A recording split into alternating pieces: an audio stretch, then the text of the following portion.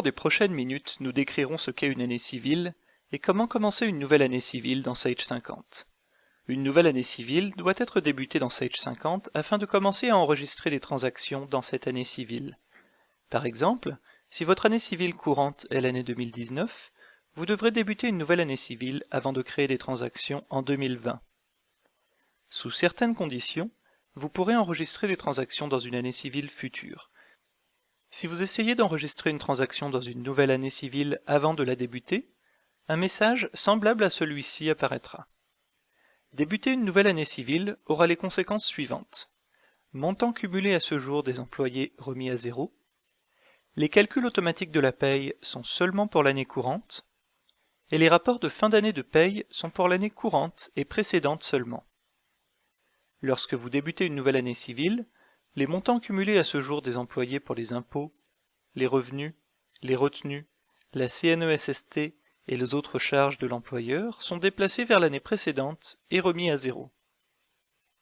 Avant de débuter une nouvelle année civile, il est recommandé de vous assurer que toutes les transactions de paye pour l'année courante ont bien été enregistrées. Si vous avez un plan de service qui inclut les calculs automatiques de la paye, ces calculs automatiques de paye s'appliquent seulement aux entrées de paye créées dans l'année courante. Après avoir débuté une nouvelle année, le programme ne calcule plus les impôts de manière automatique pour l'année civile précédente. Si vous avez débuté l'année 2020, le programme ne calcule plus les impôts de la paye pour l'année 2019. Les rapports de fin d'année de paye, tels que les T4 ou relevé 1, peuvent être générés dans Sage 50 pour l'année civile courante et pour l'année civile précédente. Après avoir débuté une nouvelle année civile, vous ne pouvez plus générer des rapports de fin d'année de paye pour l'année antérieure à l'année précédente. Si vous avez débuté l'année 2020, vous serez capable de générer des T4 pour les années 2019 et 2020. Vous ne pourrez plus générer de T4 pour l'année 2018. Sage 50 comprend une liste de contrôle pour les procédures de fin d'année civile. Sélectionnez le menu Assistant à faire et cliquez sur Liste de contrôle pour accéder aux listes de contrôle disponibles dans Sage 50. Faites un double-clic sur Procédure de fin d'année civile pour ouvrir la liste. La liste apparaît. Avant de débuter une nouvelle année civile, il est conseillé de consulter attentivement la liste de contrôle car certaines des tâches listées ne peuvent plus être réalisées après avoir débuté la nouvelle année. Vous pouvez imprimer la liste en cliquant sur Fichier et Imprimer. Veuillez noter que vous pouvez indiquer que des tâches de la liste sont terminées à chaque fois que vous en réalisez une en cliquant dans la colonne Terminer. Selon les besoins de votre entreprise, vous pourriez ne pas avoir besoin de réaliser toutes les tâches de la liste. Vous pourriez également avoir d'autres tâches à ajouter à la liste. Toutes les listes de contrôle disponibles dans Sage 50 peuvent être personnalisées.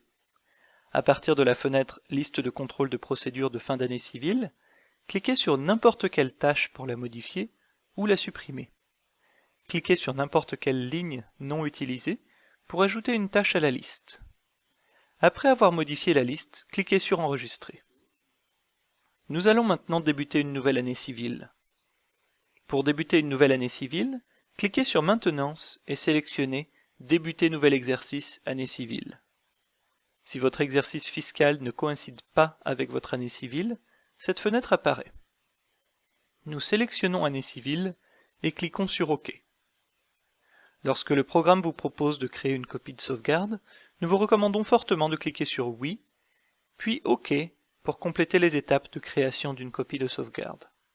Nous entrons les renseignements pour la copie de sauvegarde, puis nous cliquons sur OK. Après avoir débuté la nouvelle année, ce message apparaît. La nouvelle année civile est maintenant créée. À ce moment, selon les tâches à réaliser dans votre liste de contrôle de fin d'année civile, vous pourriez avoir besoin de réaliser d'autres tâches telles que la mise à jour des crédits d'impôt des employés ou les taux CNESST. Avez-vous réussi à débuter une nouvelle année civile? Félicitations, vous savez maintenant comment débuter une nouvelle année civile.